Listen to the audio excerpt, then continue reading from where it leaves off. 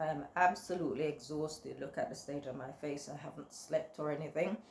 I've been up mostly, well, not up, I've been lying all night, sort of communicating with people, and I'm quite astonished at some of the advice that I have been receiving.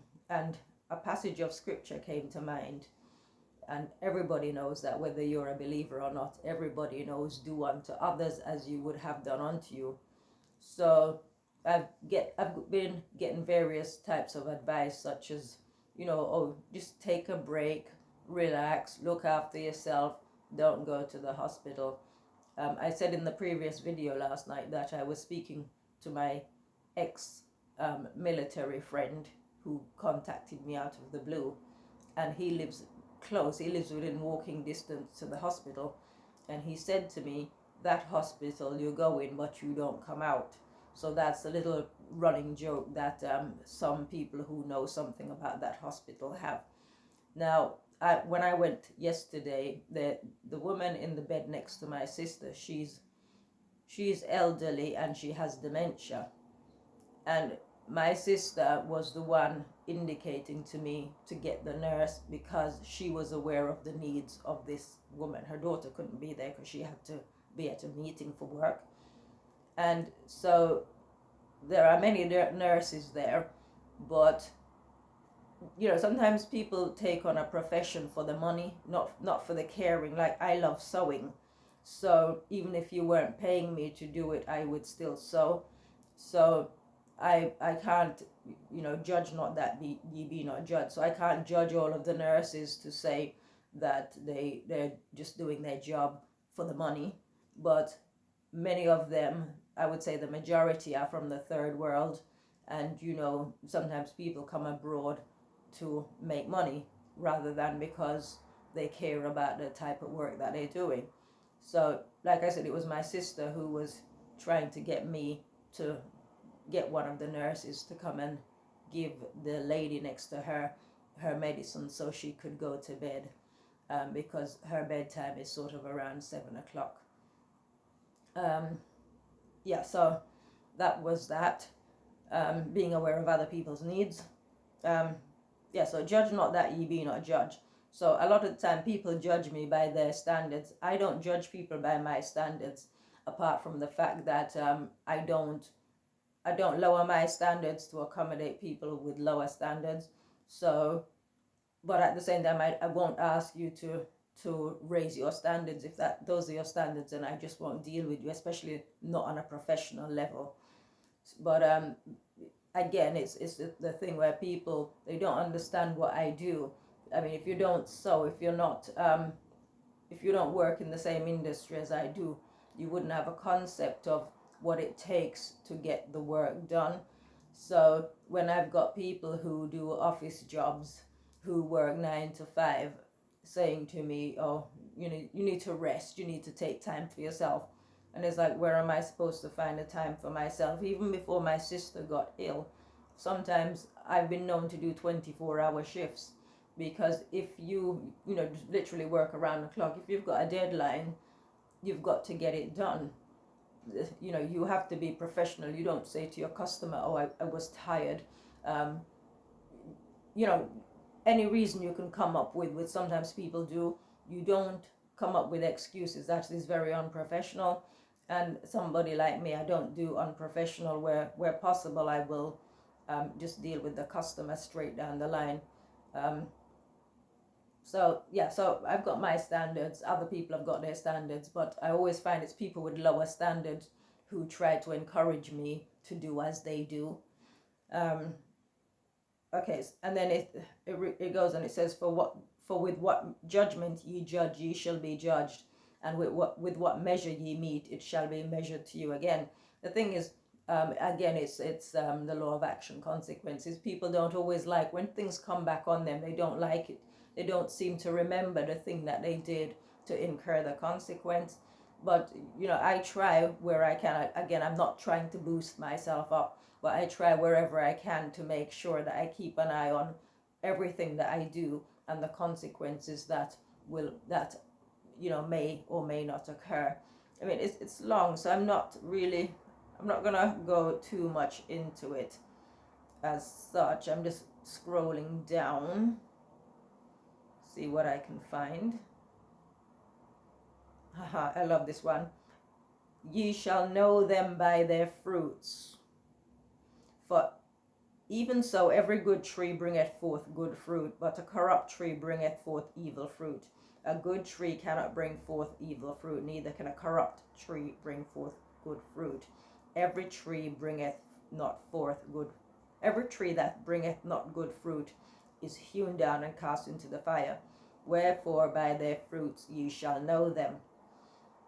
Not every one that saith unto me, Lord, Lord, shall enter into the kingdom of heaven, but he that doeth the will of my Father which is in heaven.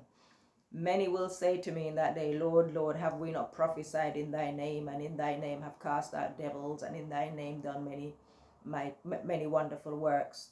And then I will profess unto them, I never knew you. Depart from me, ye that work iniquity. Therefore, whoever heareth these sayings of mine and doeth them, I will liken unto a wise man who built his house upon a rock. Now, from my experience of teaching Sunday school, people would turn up unprepared. So rather than reading the lesson at home and coming prepared to participate, they would turn up wanting the teacher to like a bird gathering the worms to feed the babies. So literally wanting you to feed them like that. And you don't learn anything on a spiritual level like that. You've got to go and you've got to do all the studying and gain all the experience yourself. So when I've got people who supposedly believe in God, who are practicing Christians, telling me pretty much to abandon my sister and take thought for myself, that's not what we're taught to do. Aren't we told that we, if I can't remember word for word the scripture, but it's the one, if someone smites you on the cheek, then you turn the other one, kind of thing. So you're supposed to, if you like, sacrifice your comforts in order for the benefit of someone else. It's a bit like the parable with the Good Samaritan, where it wasn't the holy men that helped him, it was the pariah status Samaritan.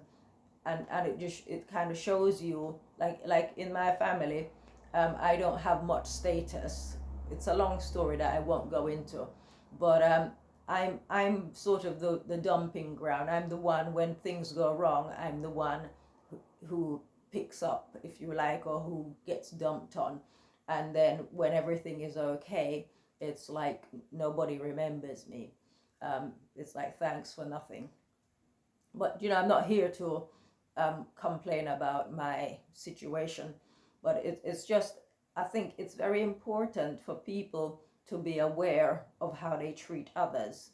I mean, can you imagine someone saying to me, my sister is in the hospital and she's not able to express herself because her speech is affected. So can you imagine if there's nobody else willing to absorb the load, if you want to call it that? So I'm going to leave her there in a situation where she's unable to communicate to the understanding. She's perfectly sound of mind, but I should leave her there to the mercy of whatever it is that the doctors want to do. Because they have her there. Today's the 9th. They haven't given her any. Gosh, I can't even speak. They haven't given her any medication. They're just running tests. Just keep running tests, and all the tests are coming back negative. And you've got to ask yourself, at what point are they going to stop and realize, look, perhaps she just needs some medicine to treat whatever's ailing her at the moment, which is nausea, and just do that. But there's so much, like I said in the previous video, you put a white coat on them and they think they're the Almighty. So there's all of that. You're dealing with man's wisdom versus God's wisdom and inspiration.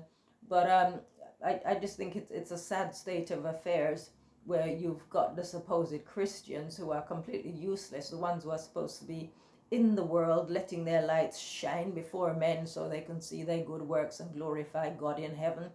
And I don't know what examples they're putting forward. I don't call myself a Christian. I wouldn't say I take offense at being called one, but I don't, my belief in God is not synonymous with what you would call Christianity. I don't have any part of that, and that doesn't have any part with me either. So I just think I'm sleep deprived. You could look at my eyes. I'm tired, I'm exhausted, I've got a long day ahead of me, I don't know how I'm going to cope. But it's just one of those things. To me, I do what I have to do, and it's for others to do what they have to do. But I'm not going to say, well, I'm tired, and just abandon my sister in the hospital. Not because I wouldn't like it done to me, but that's not how I am as a person. I don't abandon people to situations. It's like I think it was maybe 2 Christmases ago, I worked around the clock to get a job done. There's a company I was working for, and I worked right around the clock because it's coming up to Christmas, people want their curtains, and the fabric was supposed to be delivered to me, and it was delivered late.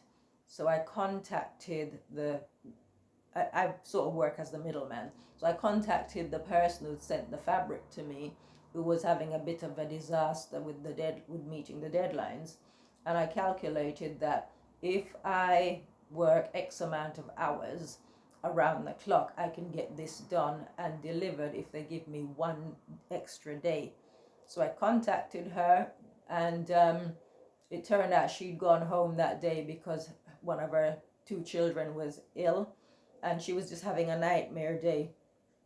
So she wasn't at work when I called. So one member of staff got back to me and she said that she would be really grateful if I could, and that I made her day. You see, so I'll put myself out in that way. I was so thoroughly sleep deprived. But then when it came back to it, there was no gratitude shown. It was sort of in that moment, it's like, thank you, the customers got the curtains, you've saved the day, now sod off type thing. So people have that kind of attitude. In the Bible where Jesus talks about, I think it's the blind men, where only one returned to give thanks. And in life, sometimes we can be so ungrateful and so all for ourselves. We don't take thought for others.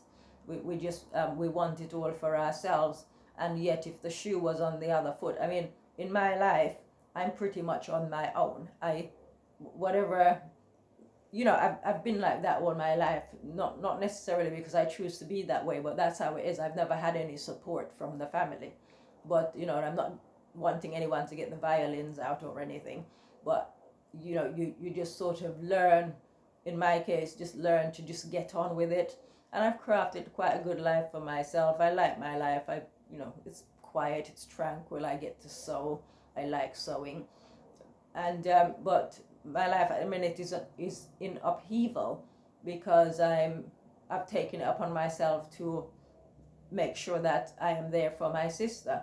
The other thing that kind of infuriates me, where people have interpreted my being there for my sister as some kind of need for me, like I'm worried and I want to be there for her 24 hours and this and that. No, what I'm doing is, she's in the hospital and I want to make damn sure they don't do anything to her, because sometimes people go into the hospital and they're perfectly healthy, and next thing you know, something's happened and they've died. I'm not saying that that's going to happen with my sister, but you don't take chances, especially when you're dealing with people who are incompetent. And as I've said, there are many people there who are, in my opinion, are just there to earn a wage, and I'm not so sure that they are concerned with customer care, for want of a better term,